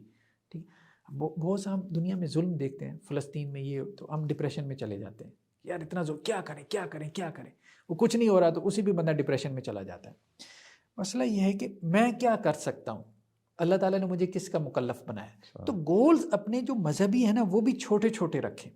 تو ہمارے ہاں دیکھیں نا یہ اس کی اورینٹیشن تھوڑی سی چینج کر دیں ڈاکٹر صاحب. ہاں جیسے ہماری اورینٹیشن ہے کہ ہم نے کچھ اچیو کرنا ہے, اور اس اچیومنٹ کے اندر اگر ہماری اورینٹیشن دنیاوی ایسپیکٹ کے بجائے اللہ کی رضا ہو جائے تو انسان کو اطمینان ہو جائے گا, اللہ کا راضی تو میرے دل کی کیفیت سے بھی ہو جائے گا کہ اگر میں نے وہ واقعی اس میں اخلاص پایا جاتا ہے تو ظاہر میں اس پہ عمل کر سکوں کہ نہ کر سکوں. میں ایک رائٹر ہوں, اب میں کہتا ہوں بھائی میں نے نا 70 کتابیں لکھ کے جانی, یار چھوڑو تم 60 کتابیں لکھ کے چلے جاؤ, اللہ کو راضی کر دو بس اس سے, ان کتابیں اتنی ہو. ہاں بالکل. مسئلہ یہی ہے کہ جو ریسرچر ہے وہ اس پہ مطمئن نہیں ہو رہا کہ جتنی اس نے ریسرچ کر لی اس نے علامہ البانی بننا ہے, مطلب اس نے گول یہ رکھا ہے نا کہ میں علامہ البانی کی طرح کا کام کر جاؤں. ٹھیک ہے, اب وہ جب علامہ البانی بنتا ہے تو اسے یہ نہیں پتا کہ علامہ البانی کی بیگم صاحبہ کو ڈائیورس ہوئی ہے. ٹھیک ہے, مسئلہ یہ ہے کہ ایک بڑا آدمی جو بڑا کام پروڈیوس کرتا ہے تو وہ اپنی فیملی لائف ڈسٹرب کیے بغیر پروڈیوس نہیں کرتا, اور بہت سی چیزوں پہ کمپرومائز کر رہا ہے جو ہمیں نظر نہیں آ رہا. ایسے ہی ہے. تو اللہ کے رسول صلی اللہ علیہ وسلم کی زندگی بہت معتدل زندگی ہے. باقی دنیا میں جن لوگوں نے بھی کام کیا, ایون کہ مذہبی لوگ ہی کیوں نہ, مولانا مودودی کی آپ فیملی لائف دیکھ لیں, ان کے بچے دیکھ لیں کہاں جا رہے ہیں. ٹھیک ہے, صحیح کہہ رہے ہیں. ڈاکٹر اسرار صاحب کی جو اولادیں تھیں ان کو بڑی شکایات تھی کہ جی فیملی میں ٹائم نہیں دیتے, رحمہ اللہ, اللہ تعالیٰ ایک انسان ہے, کتنا بھی جائے کتنے ایسے ہی. تو کہنے کا مقصد یہ ہے کہ ہمیں نا اعتدال پیدا کرنا ہے. وہی بات پھر آ گئی کہ مذہبی جو آپ ایک ریلیجس ورک بھی آپ کر رہے ہو تو آپ ایک اعتدال کے ساتھ کرو. آپ ضرور آپ نے جماعت ایک اتنی, مطلب جس کے 10 مرید ہیں اب اسے یہ فکر یار میرے 10 لاکھ مرید ہونے چاہیے, مطلب پیری طریقت ہے نا, خلیفہ مجاز ہے, تو وہ 10 لاکھ مرید کرنے کی جو اس کی سوچ اور فکر ہے نا اس نے اس کو پاگل کیا ہوا ہے. اب سیلری کا بھی معاملہ کیا, بندہ سوچتا ہے یار میری 20,000 سیلری ہے, 1 لاکھ ہو جائے واہ واہی ہو جائے. اچھا 1 لاکھ ہوتی ہے تو کیا مطمئن ہو جاتا ہے؟ اسسٹنٹ پروفیسر ہے وہ کہتا ہے میں ایسوسیٹ ہو جاؤں, یار کیا ہو جائے. ایسوسیٹ والا ہے وہ پروفیسر بننے کے چکر میں لگا ہوا ہے, کنٹینٹمنٹ نہیں ہے. ڈاکٹر صاحب میں سمجھتا ہوں کہ یہ ایک نا ہمارا, اور یہاں پہ میں اس بات کو لے کے آتا ہوں کہ ہمارے یہاں اللہ معاف کرے جو ویسٹ نے ایک برن آؤٹ کلچر دیا ہے نا, اللہ معاف کرے, اور خاص طور پہ یہ موٹیویشنل جو اسپیکرز اور یہ کتابیں ہیں, خاص طور پہ سیلف ہیلپ بکس, اس نے نا ہمیشہ ایک ڈپریشن. میں ہمیشہ کہتا ہوتا ہوں ہاں کہ جب بھی میں نے موٹیویشنل، مجھے بہت شوق ہے پڑھنے کا ان کتابوں کو، میں پڑھتا بھی ہوں، لیکن میرا میں نے یہ دیکھا کہ جب بھی میں یہ کتاب پڑھتا ہوں میں ڈپریسڈ ہوتا ہوں، کیونکہ ہر کتاب آپ کو یہ ثابت کرتی ہے کہ آپ جو کر رہے ہو نا آپ کم کر رہے ہو. کم یو کر have to go move beyond that. ایسے حالانکہ بندہ کھپ رہا ہوتا ہے، اپنی انرجیز کو ایگزاسٹ کر رہا ہوتا ہے، ایگزاسٹ کر رہا اور وہ بیچارہ، لیکن وہ مثالیں دیتے ہیں جی فلاں نے یہ کر کے دیکھو کہاں پہنچ گیا، اور تمہارا پوٹینشیل یہ ہے، تم یہ کر سکتے ہو، تم وہ کر سکتے ہو. تو وہ بندہ بیچارہ، یعنی لٹرلی ایک بندہ 18 گھنٹے کی جاب کر رہا ہے، اس کے باوجود اس کو جو ہے نا، وہ جب وہ موٹیویشنل کتاب پڑھے گا تو وہ اپنے آپ کو مزید پش کرے گا، اور پھر وہ سوسائڈل نہیں ہوگا تو اور کیا ہوگا. ایسے ہی. ڈاکٹر صاحب ایک چیز بڑی انٹرسٹنگ آپ نے میرے ذہن میں آ رہی تھی، میں درمیان میں آپ کو کٹ نہیں کرنا چاہ رہا تھا، لیکن مجھے جب آپ نے بات کی سولوشن کے حوالے سے اور میوزک کا آپ نے ذکر کیا تو میرے ذہن میں نا قرآن کی ایگزامپل آئی. سبحان اللہ. یعنی ایک طرف میوزک ہے اور ایک طرف اس کے مخالف قرآن آپ دیکھ لیں. سبحان اللہ. آپ نے کہا کہ میوزک جو ہوتا ہے وہ ایموشنس کو مزید ڈسٹرب کرتا ہے، اور ظاہر ہے اس کے ہائی اینڈ لو کو لے کے جاتا ہے، یعنی یا تو آپ کو بہت اوپر لے جائے گا یا بہت لو نیچے لے جائے گا، ڈپینڈنگ اپان دا جانرا یا پھر وہ میوزک جو آپ سن رہے ہیں. میوزک کو آپ سافٹ ویئر میں بھی کھولیں نا. ایگزیکٹلی، بالکل ایسی ویوز ہیں. اس کی ویوز اچھا نظر سبحان آ اللہ، رہی میں نے یہ دیکھا کہ قرآن مجید جو ہے، اگر آپ قرآن مجید کے یعنی کانٹینٹ کو دیکھیں، سبجیکٹ میٹر کو دیکھیں، کسی جگہ آپ کو ایموشنل امبیلنس نظر نہیں آتا. یعنی اللہ کے رسول، اور this is one of the evidences کہ اللہ کے رسول صلی اللہ علیہ وسلم نے قرآن خود نہیں لکھا. اللہ کے رسول کی زندگی میں بہت اتار چڑھاؤ ہمیں نظر آتا ہے. فترۃ الوحی کا آپ نے خود مثال دی تھی، اور ڈیفینیٹلی کبھی آپ کے اوپر بہت پریشانیاں بھی، تکلیفیں بھی آئیں، آپ بہت حزین بھی تھے، عام الحزن کا ذکر آتا ہے باقاعدہ. لیکن آپ قرآن مجید کی ٹون کو زیادہ چینج ہوتے نہیں دیکھتے. آپ دیکھتے ہیں کہ ایک اسٹیبلٹی نظر آتی ہے، ایک بیلنس نظر آتا ہے. ہاں اللہ تعالیٰ کئی جگہوں پہ اپنے غصے کا اظہار کرتے ہیں اور کئی جگہوں پہ اللہ اپنی محبت کا بھی اظہار کرتے ہیں، لیکن ایک بیلنس نظر آتا ہے. تو اسی لیے ایموشنل اسٹیبلٹی کے لیے سبحان اللہ مجھے فیل ہوتا ہے، اور میں نے کچھ میرے بھائی ہیں، مطلب میرے کچھ ایسے دوست ہیں جنہوں نے ایکسپیرینس کیا ہے میوزک کو اور قرآن کو، دونوں کو. یعنی at one time they were musicians, guitar ہاتھ میں ہوتا تھا، ایک ہاتھ میں سگریٹ ہوتا تھا، ڈرگز اور یہ ساری چیزیں، اور لائف اس طرح گزر رہی ہے. اور پھر انہوں نے کہا کہ یار ہم نے اس چیز کو دیکھا کہ یار اس چیز کو ریپلیسمنٹ میں ہمیں صرف قرآن نظر آیا، ایون اناشید بھی نہیں، نظمیں بھی نہیں، غزلیں بھی نہیں. اور یہ انہوں نے، اور خاص طور پہ میں خاص بھائی کا نام نہیں لوں گا، انہوں نے کہا کہ یار میں نے نا غزلوں کو دیکھا کہ یہ جو اناشید ہیں یہ پرابلمس کو ریزالو نہیں کرتی، بیکاز اگین ان کے اندر بھی نا وہ پرابلم ہے جو میوزک والا ہے. اگرچہ وہ حلال ہے، حرام نہیں ہے، لیکن جو اصل مقصد ہے نا وہ اسٹیبلٹی، وہ ایک ایموشنل بیلنس، جس کی وجہ سے آپ نے کہا کہ وہ پرابلم کریٹ ہو رہی ہے جو آپ کو نہیں فیل ہو رہا. اچھا ہمیں نشید اس لیے مزے کی لگ رہی ہے، یہ لذت حاصل ہو رہی ہے، یہ میوزک اس لیے اچھا لگ رہا ہے کیونکہ وہ ریزونیٹ کر رہا ہے آپ کی اس کرنٹ اسٹیٹ کے ساتھ. یعنی جو آپ فیل کر رہے ہیں نا، آپ کو لگ رہا ہے ایگزیکٹلی وہی بات ہو رہی ہے اور وہی آپ کو ایموشنز بتا رہے ہیں. آن دا کنٹری آپ کو قرآن کیا کرتا ہے، وہ کہتا ہے کہ پازیٹیو تھنکنگ پہ لے کے جاتا ہے، یہ آپ کو ایک ایسی اسٹیٹ میں، کانشیس اسٹیٹ میں لے جاتا ہے جہاں پہ آپ اپنے تھوڑے ایموشن سے باہر ہو کے ریئل دنیا کے اندر آ جاتے ہو. یعنی ایک سب کانشیس مائنڈ سے کانشیس مائنڈ کی طرف سفر ہوتا ہے، اور میوزک الٹا کرتا ہے، وہ آپ کو کانشیس مائنڈ سے لے کے سب کانشیس مائنڈ، ایک ایموشنل اسٹیٹ اور ایک خیالی دنیا میں لے جاتا ہے جہاں پہ آپ اسٹیبل ہوتے ہیں. سبحان اللہ. بہت اچھا، اللہ آپ کو جزائے خیر دے ڈاکٹر صاحب. اچھا اس پہ بلکہ میں ایک اضافہ کروں. حضرت عبداللہ بن عمر نے ایک بندے کو دیکھا تو مجمع لگا ہوا، انہوں نے کہا کیا ہوا؟ کہتے ہیں جی قرآن پڑھتا ہے تو یہ بے ہوش ہو جاتا ہے. انہوں نے کہا کہ ہم صحابہ کرام جو ہے وہ قرآن پڑھ کے بے ہوش نہیں ہوتے، اس کا مسئلہ بیماری ہے. سبحان اللہ. مطلب اگر بے ہوش ہونا مطلب اگر طاری ہوتا ہے تو یہ سب سے پہلے ہم صحابہ کو ہوتا ہے، اللہ کے رسول کو ہوتا ہے. تو اس لیے اگر قرآن سے بھی کسی کو وہ ایموشنلی امبیلنسمنٹ پیدا ہو رہی ہے تو اس کی بیماری ہے، سیدھی بیماری کا مسئلہ. ڈاکٹر صاحب آپ نے ماشاء اللہ سارے پوائنٹس کو ایڈریس کر دیا، او سی ڈی کے مسئلے کو ایڈریس کر دیا. میں اسپیسیفکلی ایک سوال ان آڈینس کے لیے پوچھنا چاہ رہا ہوں جو واقعی اس چیز سے سفر کر رہے ہیں، اور میں چاہ رہا ہوں کہ آپ اس کو ذرا خلاصتاً دوبارہ بے شک بیان کر دیں کہ what is actually the solution of the problem جو ہمیں او سی ڈی ہوتا ہے. ایک مسلمانوں کو خاص طور پہ دینی چیزوں میں، وضو کی حالت میں بہت پرابلم ہے، غسل کے معاملات کے اندر، پیشاب کے قطروں کے حوالے سے کئی لوگوں کو بہت زیادہ مسئلہ ہوتا ہے. تو اسپیسیفکلی ان کو کیا کرنا چاہیے، what is the solution for that, اور اس حوالے سے خاص طور پہ طہارت کے مسائل کے حوالے سے آپ کیا ریکمینڈ کرتے ہیں، کیونکہ زیادہ تر یہ چیز اس سے کنیکٹیڈ ہے کہ کس طریقے سے وہ اس چیز سے باہر نکل سکتا ہے. دیکھیں اس میں دو چیزیں ہیں. بعض لوگ سمجھتے ہیں کہ جی ہمیں او سی ڈی ہے لیکن انہیں او سی ڈی ہوتی نہیں ہے. صحیح ہے. او سی ڈی میں دو چیزیں ہیں، ایک obsession ہے، ایک compulsion ہے. obsession تو یہ ہے کہ جیسے خیالات آپ کو آ رہے ہیں، صحیح ہے، ٹھیک ہے، آپ ایک چیز نہیں سوچنا چاہ رہے لیکن وہ آپ کی سوچ میں آ رہی ہے. اچھا compulsion کا مطلب یہ ہوتا ہے کہ آپ عمل پہ بھی مجبور ہو جائیں. ایک یہ ہے کہ جی آپ کو لگتا ہے کہ جی یار باہر کوئی نہ کھٹکا ہوا ہے، پتہ نہیں چور ہے کہ نہیں ہے، ٹھیک ہے، ایسی خواہ کا وہم ہوتا ہے اور روزانہ ہی آپ کو ہو جاتا ہے. اور ایک یہ ہے کہ آپ بار بار اٹھ کے جاتے ہو اور باہر دیکھنے کے لیے جاتے ہو. ایک یہ ہے کہ آپ کو یہ وہم ہو جاتا ہے کہ پتہ نہیں کنڈی چڑھائی تھی کہ نہیں، اور ایک یہ ہے کہ آپ 10 دفعہ جاتے ہو کنڈی دیکھنے کے لیے. بالکل ٹھیک ہے. تو جب یہ کمپلشن بھی ہو جائے، یعنی آپ کا عمل بھی ڈسٹرب ہو جائے، پھر اس کو او سی ڈی کہتے ہیں. صرف خیال یا وسوسے کی بمبارمنٹ کو او سی ڈی نہیں کہتے. مثال کے طور پہ آپ کو اگر وسوسہ آ رہا ہے، پتہ نہیں میں نے وضو کیا تھا کہ نہیں کیا تھا، پتہ نہیں میں نے طہارت صحیح طرح سے ہوئی کہ نہیں ہوئی، اور ایک یہ ہے کہ آپ بار بار جا کے وضو کیے جا رہے ہیں، ٹھیک ہے، پتہ نہیں میں نے غسل کیا کہ نہیں کیا، میرا غسل ہوا کہ نہیں ہوا، اور ایک یہ بار بار جا کے غسل کر رہے ہیں. تو او سی ڈی کا مطلب یہ ہے کہ جب آپ کے عمل پہ وہ اثر انداز ہو جائے پھر اس کو او سی ڈی کہتے ہیں. اس سے پہلے تو وہ صرف آپ کا مطلب وسوسہ ہے. جہاں تک تو وہ وسوسہ ہو تو آپ ایک تو یہ ہے کہ معوذات سے، رقیہ شریعہ سے، بالکل ٹھیک ہے. کیونکہ او سی ڈی کا ایک بڑا فیکٹر ایکسٹرنل ہے، یہ بات ذہن میں رکھنی چاہیے. بڑا فیکٹر اس کا ایکسٹرنل ہوتا ہے اور وہ شیطان ہے. اچھا. بہت سے لوگوں کو آپ جو ہے وہ رقیہ شریعہ تجویز کریں. وسوسے سے متعلق جو آیات ہوتی ہیں، ہمارے یہاں بہت سے راکیوں نے، عاملین نے پڑھی ہوتی ہیں، یوٹیوب پہ مل جاتے ہیں. شیخ خالد الحبشی کا مل جائے گا اچھا رقیہ شریعہ وسوسے کے حوالے سے. اس کو 21 دن تک سنیں، صبح و شام سامنے پانی کا گلاس رکھیں، پھونک مار کے پانی پی لیں، اس سے بہت فرق پڑے گا. ہاں بعض اوقات یہ ہوتا ہے کہ آپ کی طبیعت حساس ہو جاتی ہے اور خود آپ کے لیے اپنی سوچوں کو کنٹرول کر، پھر یہ کہ نظر انداز کریں. بس اس کا ایک ہی حل ہے نظر. جتنا آپ اس کو ڈسکس کریں گے آپ اس کے اندر دھنستے چلے جائیں گے، دھنستے چلے جائیں گے. تو آپ اس کو نظر انداز کریں گے.